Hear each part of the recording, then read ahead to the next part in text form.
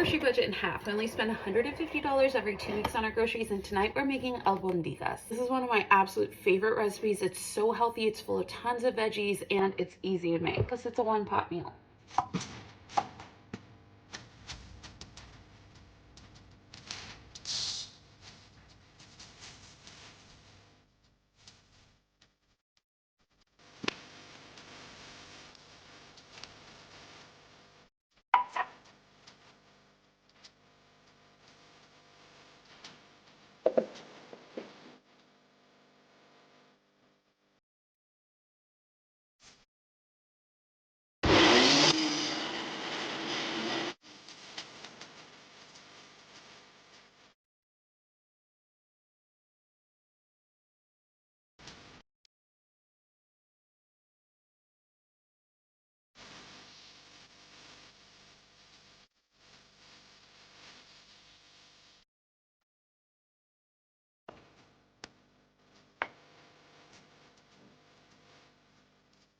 If you like quick, simple, easy recipes like this, don't break the bank, make sure you give me a like and a follow.